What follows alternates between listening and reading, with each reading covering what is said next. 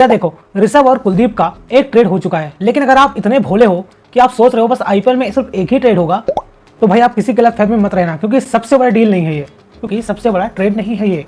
ना ना ना ना लाडले, पिक्चर अभी बाकी है। लेकिन इसी में drama of the year when it comes to Hardik Pandya and Mumbai Indians saga.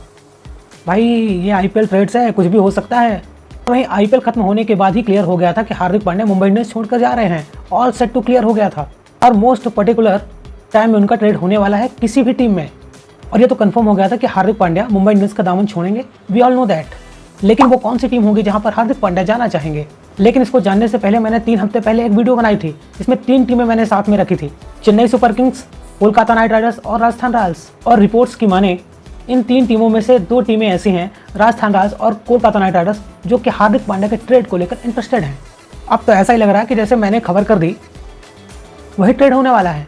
लेकिन जब मैंने वो खबर बताई थी तो कुछ लोग बोल रहे थे भाई तू पागल हो गया क्या, हार्दिक पांड्या राजस्थान रॉयल्स में क्यों जाएगा?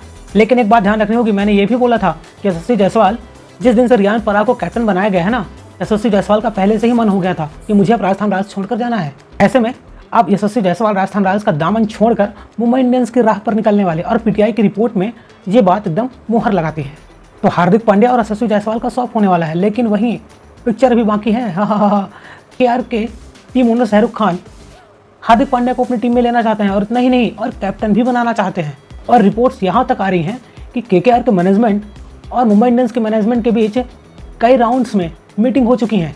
केकेआर के ओनर ने एक प्रपोजल लेकर आया था जहाँ पर मुंबई इंडियंस कोई इंटरेस्टेड नहीं थी, लेकिन दूसरी बार रिवाइज प्रपोजल लेकर आया जहाँ मुंबई इंडियंस थोड़ा इंटरेस्टेड हुई, जिसके बाद मुंबई इंडियंस और केकेआर के बीच काफ़ी राउंड्स ऑफ डिस्कशन हुए हैं। लेकिन ये नहीं कह सकते कि कितने एडवांस स्टेजेस तक ये बातें पहुँच गई हैं, ये अभी हम कुछ नहीं कह सकते। वहीं पीटीआई की रिपोर्ट्स में ये भी आया है कि मुंबई इंडियंस के पास एक दूसरा ऑप्शन भी है राजस्थान रॉयल्स से यशस्वी जायसवाल का, कि हार्दिक पांड्या और जायसवाल का स्वैप।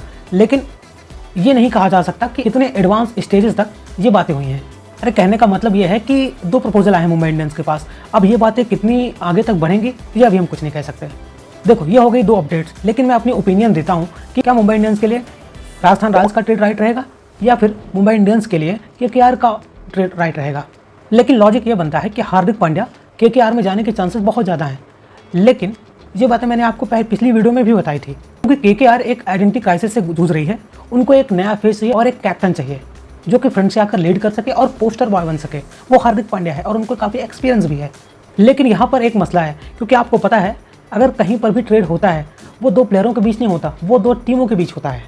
तो फिर यहाँ से डिसाइड होगा कि दोनों टीमों को मिलेगा क्या, तो फिर ये ट्रेड उस डिसीजन पर जाएगा। अब ये बातें किस हद तक जाएंगी, लेकिन यहाँ पर मुंबई इंडियंस ड्राइविंग सीट पर है। ऐसे में आप बोलोगे तू पागल हो गया क्या, ये कैसे हो सकता है? ये ऐसे हो सकता है, जब तक संजू सैमसन का सीएसके में ट्रेड नहीं हुआ था तब तक ये संभव था, लेकिन वो ट्रेड हो जाने के बाद अब आईपीएल में ट्रेड कुछ भी संभव हो सकता है। और वो ट्रेड सक्सेसफुली एग्जीक्यूट हुआ। और वहाँ पर ये भी बता दें, संजू सैमसन क्लियरली सीएसके में जाना चाहते थे और ट्रेड भी सीएसके से ही हुआ है। और वो क्या कमाल का ट्रेड रहा था, जहाँ पर राजस्थान रॉयल्स ने संजू सैमसन के बदले 2 प्लेयर लिए थे। हाँ, वो प्लेयर के परफॉर्मेंस आए या ना आए वो तो प्लेयर पर निर्भर करता है।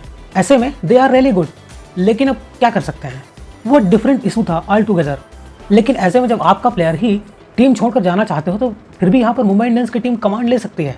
लेकिन मैं यहाँ पर श्योर हूँ कि मुंबई इंडियंस चाहेगी कि मुझे एकदम बेस्टम टू बेस्टम डील मिले, कि हम हार्दिक पांड्या को छोड़ें तो उस कैलेबर का प्लेयर भी अपनी टीम में लें। और इसीलिए अगर हम कोलकाता नाइट राइडर्स की बात करते हैं कि केकेआर बेस्ट सुटेबल टीम है फॉर हार्दिक पांड्या, ऐसे में क्या एमआई मानेगी? एमआई क्यों नहीं मानेगी? या फिर केकेआर ऑल कैश डील करे? केकेआर ने ऑफर किया था, लेकिन मुंबई इंडियंस इतनी स्टूपिड तो नहीं है कि ऑल कैश डील को मान जाए।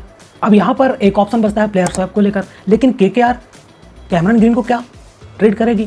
क्योंकि कैमरन ग्रीन पहले भी मुंबई इंडियंस के लिए खेल चुके हैं। लेकिन एक बात ध्यान रखनी होगी, क्योंकि ऐसे होने वाला है, क्या वहाँ पर कैमरन ग्रीन अवेलेबल होंगे आईपीएल के लिए, ये भी देखने वाली बात होगी। अगर अवेलेबल हो जाते हैं तो क्या 4 ओवर की गेंदबाजी करेंगे?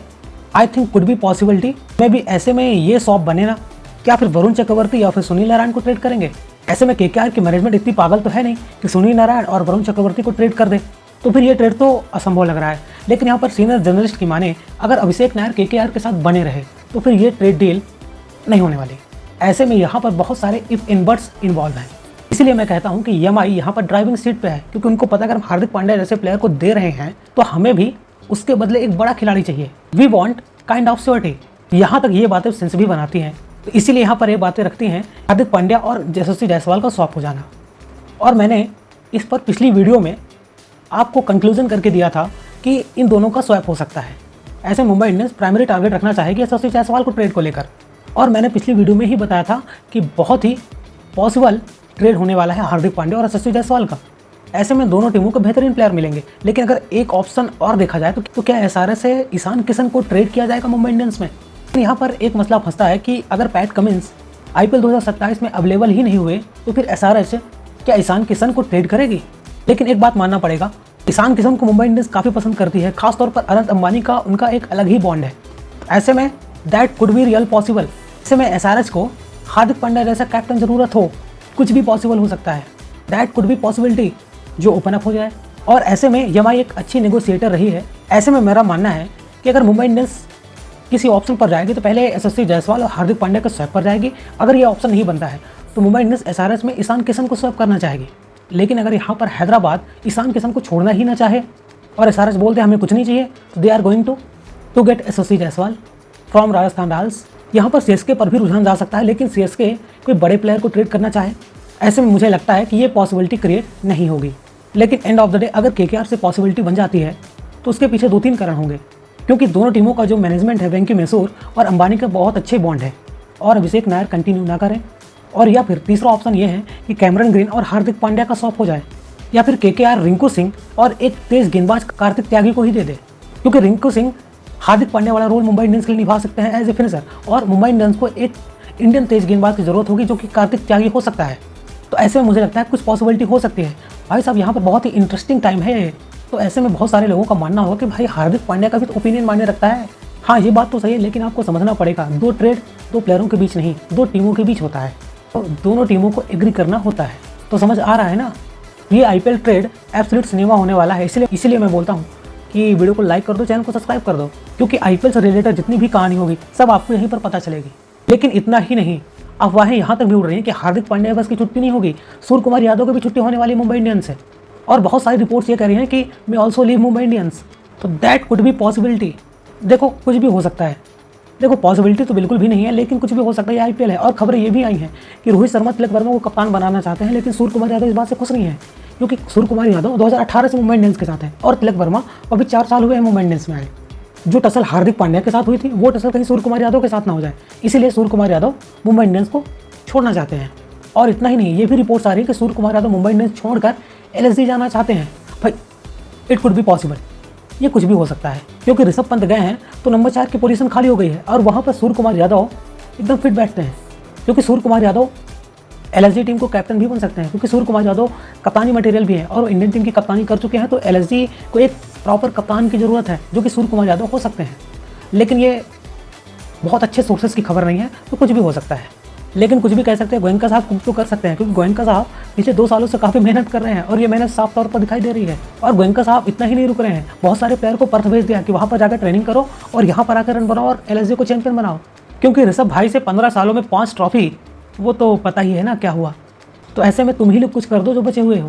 भाई ऐसे में अफवाहों के बाजार बहुत गर्म है। लेकिन एक अफवाह आई थी मंडे को कि जहाँ पर दिल्ली कैपिटल्स और सीएसके के बीच स्वैप हो सकता है, जहाँ पर खलील अहमद और डेविड मिलर का स्वैप होगा, जिस पर मैंने पिछली वीडियो में आपको बताया है, डिस्क्रिप्शन में लिंक है, जाकर चेक करो। लेकिन दोनों टीमों ने इस स्वैप को लेकर डिनाई कर दिया है और ये बातें सब रूमर्स हैं, तो ऐसी कोई भी ट्रेड नहीं होने वाली है। और यहाँ पर एक नई खबर आई है चेन्नई सुपर किंग्स की, Steven Fleming to continue head coach. लेकिन यहाँ पर चेन्नई सुपर किंग्स के फैन के लिए काफ़ी बुरा लग रहा है। वो सोच रहे होंगे 6 ससुर 18 19 साल से कोच है भाई, अब तो कोच पद से हटाओ, इसको दूसरा कोच लेकर आओ। और क्रिक बज़ ने ये रिपोर्ट किया है कि पिछली वीडियो में भी मैंने इसको बताया है। लेकिन एक ऑफिशियली अपडेट कि ऋषभ पंत ने दिल्ली कैपिटल्स को ज्वाइन कर लिया है और कुलदीप यादव ने एलएसजी टीम को ज्वाइन कर लिया है। तो आप यहाँ पर पूछोगे किसका नुकसान हुआ और किसका फायदा हुआ? भाई यहाँ पर सबसे ज़्यादा लॉस तो हुआ है ऋषभ पंत का, क्योंकि 12 करोड़ पर से चले गए। लेकिन ऋषभ पंत को दिल्ली कैपिटल्स में आने कितनी चुले थी, उन्होंने बोला 12 करोड़ जाते हैं तो जाने दो और मैं दिल वालों की दिल्ली में वापस लौटना चाहता हूँ। और आपको सबको पता है कि ये दोनों टीमें ऐसी हैं जो सोच समझ कर डिसीजन बिल्कुल भी नहीं लेती हैं और इनका ट्रैक रिकॉर्ड भी काफ़ी ऐसा ही है। लेकिन overall I would say that ये डिसीजन दिल्ली वालों के लिए काफ़ी अहम है, क्योंकि थोड़ा इमोशनल डिसीजन लिया गया है। क्योंकि अगर ऋषभ पंत रिलीज होते और ऑक्शन में जाते तो इससे सस्ते में भी मिल सकते थे। लेकिन आपको बता दें, जब ऋषभ पंत को लखनऊ सुपर जायंट्स ने लिया था तो दिल्ली कैपिटल्स भी 20-21 करोड़ रुपए तक गई थी।